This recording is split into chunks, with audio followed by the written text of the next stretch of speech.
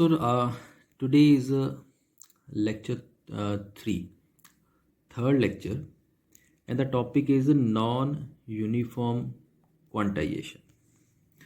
So till now we have studied that while converting the analog signal to its digital version XN, and we are studying its first method, that is PCM, pulse code modulation. The second lecture was of pulse code modulation. उसमें हमने क्या discuss किया कि uniform quantization. उसमें क्या है कि जो भी एनालॉग सिग्नल है उसको इंटरवल्स में जिसका साइज कितना होता है S is equal to V H minus V L divided by Q, number of quantisation levels, and Q is equal to 2 raised to power n, where n is the number of the bits required to represent a one sampled. ठीक है. तो इसमें जब हम ये करते हैं, ये क्वांटाइजेशन में बेसिकली प्रोसेस क्या है, वो एक अप्रॉक्सीमेशन है.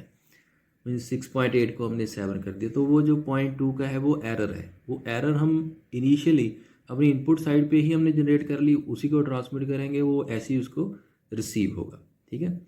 तो इसमें जो हमारा मीन स्क्वेयर एरर वैल्यू आती है, that is S square by 12.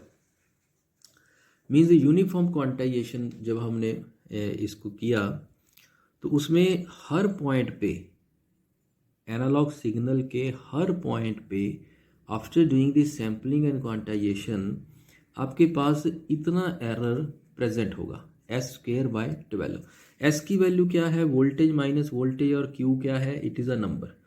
It means S is a voltage level है, तो एस स्क्वेयर बाय 12 भी कोई वोल्टेज लेवल होगा. ठीक है. It means S square by 12 की कोई ना कोई न्यूमेरिक वैल्यू आएगी जिसको हम वोल्ट में लिखेंगे. लेट्स से इसकी वैल्यू आ जाती है 5 वोल्ट. मीन्स 5 वोल्ट का एरर हर पॉइंट पे प्रेजेंट है अगर इसकी. ठीक है. अज्यूम करते हैं हम 5 वोल्ट आ गए.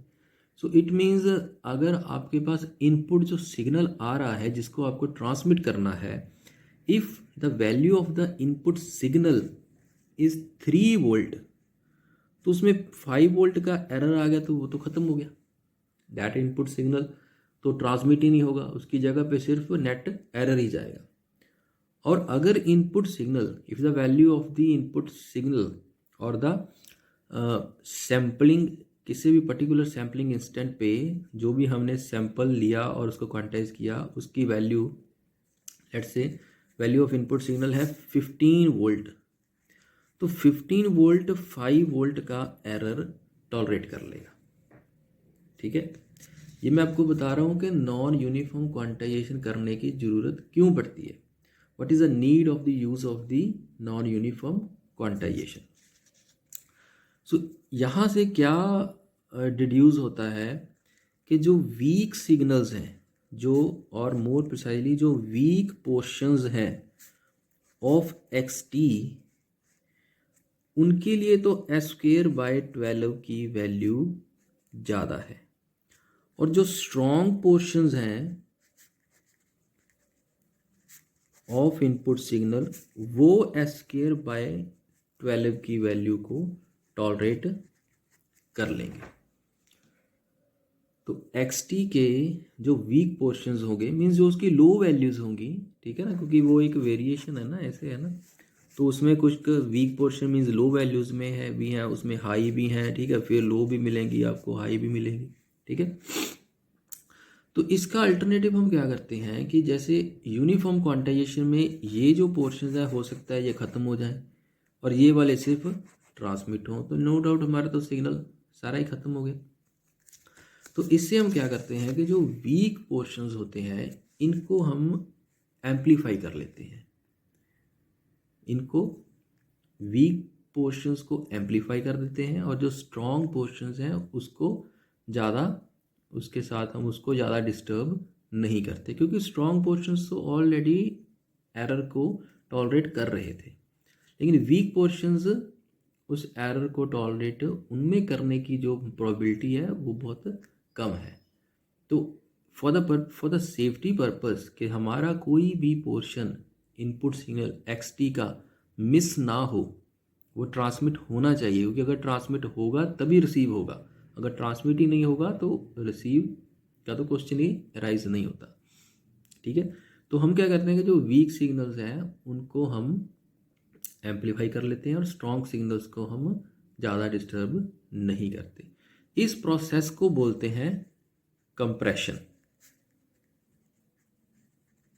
मीन्स जो वीक सिग्नल्स हैं उनको एम्पलीफाई कर लेना और स्ट्रॉन्ग को एज इट इज रखना। अब कम्युनिकेशन में अगर आप ट्रांसमीटर साइड पे मॉड्यूलेशन करते हो तो आपको रिसीवर साइड पे डीमॉड्यूलेशन करनी पड़ेगी। अगर ट्रांसमीटर साइड पे आप एनकोडिंग करते हो तो आपको रिसीवर साइड पे डिकोडिंग करनी पड़ेगी। सिमिलरली अगर आप जो भी आप ट्रांसमीटर साइड पे करोगे उसका ऑपोजिट प्रोसेस रिसीवर साइड पे करना पड़ेगा। ठीक है, सो अगर आप ट्रांसमीटर साइड पे कंप्रेशन कर रहे हो, ठीक है, तो रिसीवर साइड पे इसका opposite process that is called expansion, जिसमें वीक सिग्नल्स को brought back to its original value. So this is compression, weak signals को एम्पलीफाई करना before the quantization, and this is after the quantization उनको original value पे वापस लेके आना, attenuate करना। ठीक है, this is the non uniform quantization, और इन दोनों को हम बोलते हैं कंप्रेशन प्लस एक्सपेंशन को together it is called कंपेंडिंग। So companding is compression, compending is equal to compression plus expansion. Compression is done by the device compressor and expansion is done by the device expander. ठीक है जी। सो जो compressor है, compressor ने क्या करना है कि जो लो वैल्यूज हैं इनपुट की उनको हाई में कन्वर्ट करना है, और जो हाई वैल्यूज हैं इनपुट की उनको वहीं पे एडजस्ट रखना है और वहीं पे रिटेन रखना है। सो जो कंप्रेसर की कैरेक्टरिस्टिक्स की अगर हम बात करें तो वो कुछ ऐसी होनी चाहिए, लाइक दिस। इसमें देखो ये क्या है इनपुट और ये क्या है आउटपुट। अगर तो इनपुट की वैल्यू लो है, दिस इज लो वैल्यू, इतनी है ना ये वाली वैल्यू, इसके कॉरस्पॉन्डिंग आउटपुट कितनी दे रहा है जी, दिस वन। ये कम थी और इसको इस कम को ज़्यादा करके दे दिया। अब इस वैल्यू को देखो, this is this much amount, ये कितनी वैल्यू है इनपुट, इसके कॉरस्पॉन्डिंग आउटपुट कितनी दे रहा है वो, जहाँ पे वो अपने ग्राफ को टच करेगा this much. So it means अगर ऐसी करेक्टरिस्टिक्स का कोई भी कंपोनेंट हम लेंगे और उसको इनपुट सिग्नल हमारा प्रोवाइड करेंगे तो जितनी भी उसकी लो वैल्यूज होंगी वो किस में कन्वर्ट हो जाएंगी, हाई वैल्यूज में। जब वो हाई वैल्यूज, सॉरी वो ना कनेक्शन इसका ब्रेक हो गया था लेक्चर का, तो यहीं से हम कंटिन्यू कर रहे हैं।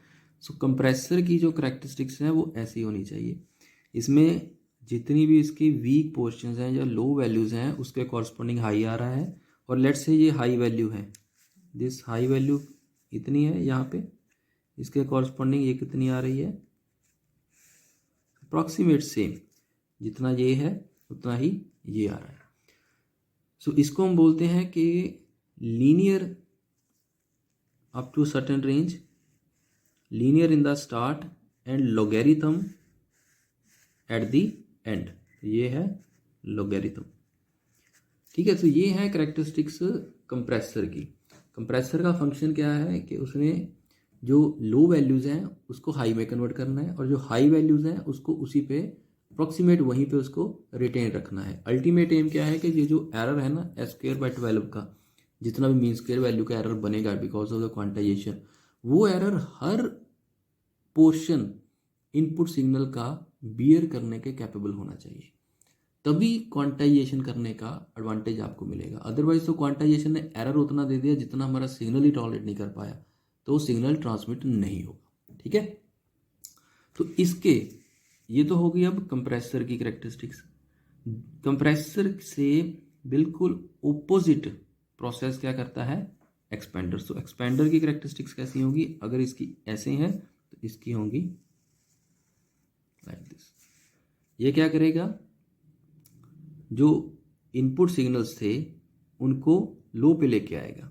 देखो ये है, ये कम वैल्यू है, इस वैल्यू को इसने किस में कन्वर्ट कर दिया, इसमें, मीन्स हाई को लो में कन्वर्ट कर दिया। सिमिलरली आप इस वैल्यू को देख लो, ये वैल्यू यहाँ पे इनपुट कितनी है, this is the input and this is the output.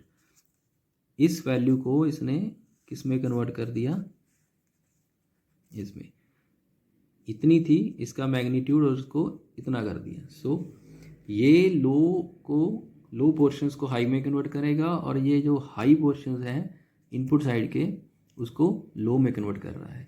और अगर हम हाई एंड पे चले जाएं, लेट्स से इस वैल्यू को देखो, ये कितनी है बेसिकली अप्रॉक्सीमेट इतनी है, और इसको इसकी आउटपुट दे रहा है इतनी। सो जितनी ये थी उतना ही अप्रॉक्सीमेट ये मैग्नीट्यूड आ गया। सो हाई पोर्शंस को ना तो कंप्रेसर ने डिस्टर्ब किया ना ही एक्सपेंडर ने। कंप्रेसर ने भी हाई पोर्शंस को रिटेन रखा और एक्सपेंडर ने भी हाई पोर्शंस को रिटेन रखा, क्योंकि हाई पोर्शंस एरर को बियर करने के कैपेबल है। एरर को बियर करने के बाद भी वो ट्रांसमिट हो रहे हैं और हम उसको प्रॉपरली रिसीव कर सकते हैं। द प्रॉब्लम किस में थी, क्योंकि ये जो एरर आ रहा था ये लो पोर्शंस, वीक पोर्शंस को दे रहा था। सो जो इनपुट सिग्नल के जो वीक पोर्शंस हैं उसको हम उसकी कंप्रेशन कर देंगे बिफोर क्वांटाइजेशन, और करने के बाद उसकी एक्सपेंशन कर देंगे आफ्टर क्वांटाइजेशन, ताकि दोनों का जो इफेक्ट है वो ज़ीरो हो जाएगा। ठीक है। सो ओवरऑल इसको क्या बोलते हैं हम, companding. So companding is basically a non uniform quantization which is a combination of compression done at the transmitter side and expansion done at the receiver side. ठीक है। सो ओवरऑल अगर मैं आपको कंपेंडिंग इसको हम कंबाइन करें तो ये कैसे होगा, एक ग्राफ में this is the compression and this is the expansion. Similarly ये किसका ग्राफ है, कंप्रेसर का, this is compressor and this is, अगर इसको हम ऊपर नीचे दोनों एक्सिस में इसको हम देखें तो इसको कंटिन्यू कर दो, it will go like this and it will go like this. This is compression, this is expansion. तो ये कर्व किसकी बन गई, कंपेंडिंग कर्व। ठीक है। तो नेट रिजल्ट इसका क्या आता है, जो ये मैं डॉटेड लाइन ड्रा करूंगा, किसी भी पॉइंट पे अगर आपको कंपेंडिंग का इफेक्ट देखना है तो जितना ये ऊपर गया उतना ही इसका नीचे है। सो जितना ऊपर उतना ही नीचे, दोनों ने आपस को कैंसिल कर दिया तो वो क्या है, स्ट्रेट लाइन बन जाएगी। ठीक है। सिमिलरली यहाँ किसी भी पॉइंट पे देख लो, ये जितना होगा उतना ही ये होगा, जितना ये होगा। तो ओवरऑल इसका जो इफेक्ट है, मीन्स जो कंप्रेशन ने किया और जो एक्सपेंशन ने किया, ओवरऑल दोनों ने आपस को कैंसिल कर दिया और रिजल्ट क्या बन गया, straight line. And this is the companding characteristics. ठीक है। इसमें मैं एक लाइन आपको भी बोलने डिक्टेट करने लगा हूँ, वो आप लिख लेना।